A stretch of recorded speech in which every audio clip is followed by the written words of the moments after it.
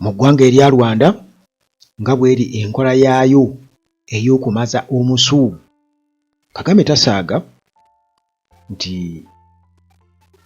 bw'aba ayagala okuggyawo muganda wange oba okukusiba ebbanga eddene bwe kigaana, kooti n'ebanga eyeemamaaza oyinza okwesanga nga munnange era oyitidde awo.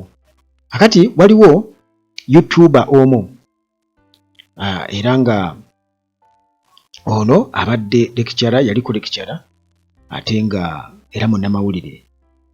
Kati bw'atyo ku mutimbagano gwa YouTube ng'abeerako nnyo ng'awa amawulire ag'enjawulo, ayisaawo endowooza ze ez'enjawulo, era ng'amannya ge ye Aimabo Karasira. Ono nno munnange afudde nga ekibonerezo ekyo kiweddeko, ng'ayolekedde okubeera ng'afuluma ekkomera, bw'atyo tebamukkiriza kubeera ng'alaba ku njuba wabweru akasana okumwokyako, n'afa mu nfa etategeerekeka. Ono abadde omu ku abo ba outspoken government critics, era nga afudde afiiridde mu kaduukulu nga ayolekedde okubeera ng'ateebwa Meeyi nga 6, 2026 yakwatibwa 2021 ku misango egya genocide. Yawa amawulire ku genocide era nga bamuvunaana n'okubeera nti yali akoma omuliro mu bantu mu ngeri y'okubateekamu okwawulayawula mu bantu. Kakati okusinziira ku human rights groups bagamba nti omusajja ono ayise mu kutulugunyizibwa okw'amaanyi mu kkomera, era nti nga tebamuwa na bujjanjabi bumala. Kigambibwa okuba nti yafudde overdose okusinziira ku prescription eya medication, nti prescription ya medication okuva mu ddwaliro e Kigali gye babadde bajja eddagala lye, kubanga abadde mulwadde wa sukaali ate ng'era yasooka kugamba babadde nga tebamukkiriza kumira ddagala, baalwawo okubeera nga bamukkiriza okubeera ng'amira eddagala, nga bw'olaba Seegirinya bwe yayisibwa wano e Kampala, mulwadde wa sukaali, naye ate nga tebamukkiriza kufuna bujjanjabi bwetaagisa, bawoza bo babulina eruzira. Era munnange okukakana bagenda okumutangaaya ebye, era nga bw'olaba Dr. Kizza Besigye bw'ali oyinza okwesanga nga munnange bamuta ayebye ng'obulwadde bagamba alitafuna medication nga bw'alina kubeera ng'agifuna. Kakati n'omwami ono amanyikiddwa nga Karasira bw'atyo naye bw'atyo munnange bw'afudde mu mbeera efaanaganako bw'etyo, abadde ayolekedde okubeera nga ateebwa. Omusajja ono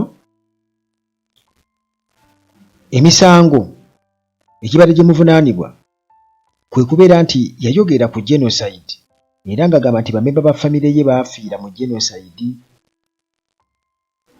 era ng'agamba nti abasirikale bennyini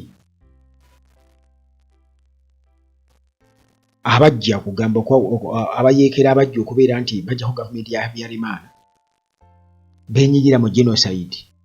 Ate ekintu Kagame kyayagala okubeera nti nno ayagala abeere ng'abatuusi bo tebeenyigira mu genocide, nti baalumbibwa Bahutu, nti emisango gyali gy'Abahutu be baateekawo genocide. So ng'ono ye agamba nedda, nabo bennyini ono baakwata amajambiya ne bataka okubeera nga batirimbula abantu. Era omulamuzi Rules Abba ono nga munnansi wa Canada, nga era lawyer mu International Criminal Tribunal, bwe batyo nga bali wamu ne Michael Horrigan, era nga naye munnansi wa Australia nga investigator.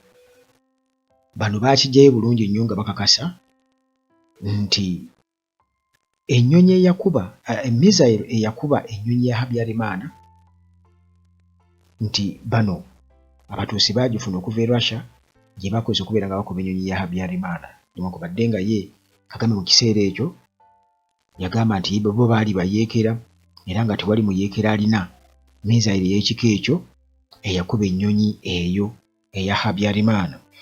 Kakati munnange okusinziira ku mbeera nga Kagame ekintu bw'akivugamu ye yagamba nti genocide yaliwo mu ngeri ya self defense nti bo baali beerwanako bwerwanyi nti abatuusi baali beerwanako bwerwanyi era ono bwe twogerako Karesira Aimabo Kagame yali ayagala asibwe emyaka 30 era nga ne ba prosecutor ba gavumenti bonna ekyo kye bagezaako kubanga bateekawo. Kali bwe bityo ne bigenda mu appeal era okukakkana nga emyaka 5 egibadde giweddeko kati mu kufuluma yaawo bwe tufunidde amawulire agamubika.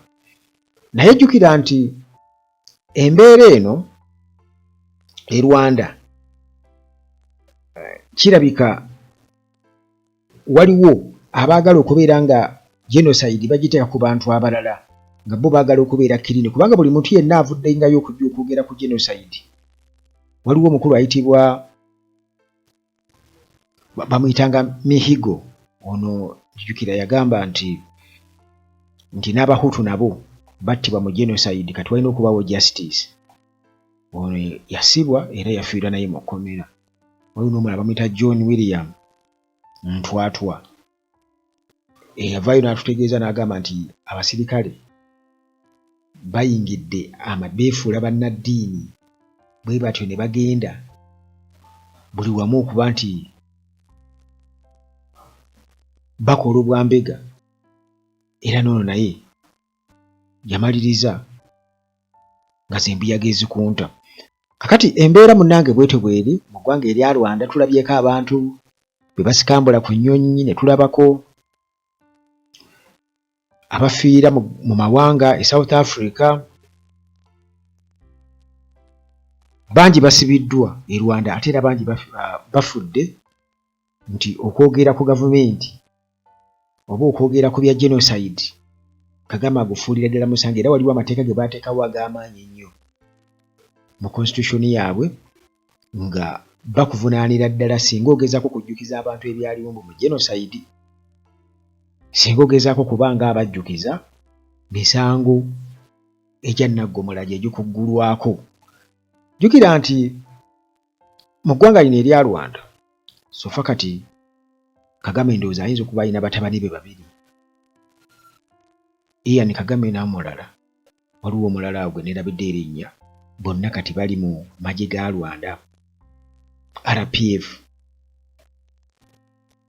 Mwebali kati nga bw'olaba wano e Uganda nti Muhoozi naye n'atwala ne mutabani we Ruhamya, kati osanga aliwo n'abalala be bagenda okubeera nga oba n'abalala abalimu ffe be tutamanyi naye ng'olredde mwebali mu magye kubanga kino ekintu baagala okitwalira ddala ebbanga nti bano abakulu bagenda kubeera phased out, weesange ng'ate oba oliawo abaana n'abazzukulu balina okubeera nga bakivuga bwe batyo bye baakipulaaninga kirina kubeera nga kitambulira mu famire. Kale bw'atyo munnange musajja wattu bw'afudde academician ate nga munnamawulire era abadde mulwanizi wa ddembe ly'abuntu. Ebibiina eby'ensi yonna ebirwanizi b'eddembe ly'obuntu byagala wabeewo okunoonyereza okuli independent ku nsonga y'okufa kwe nti ddala bino bye boogerako eby'overdose nti yamize overdose biri bitya ye lwaki mu kaseera ate wabadde alina okubeera nga afulumira ekkomera timing kubajjukira nti okusinziira ku Kagame ye yali ayagala asibwe emyaka 30 naye olwa appeal bw'atyo ne basala emyaka 5. Emyaka 5 gibadde gyolekedde okuvayo ate nga naye kennyini abadde aga nti yatulugunyizibwa nga bamutulugunya mu ntulugunya kwegamba enzibu ennyo, bamuteeka mu ruumu omuli music awuggana ennyo, bamuteeka mu ruumu omuli light eyaka ennyo ennyo nga tasobola kwebaka,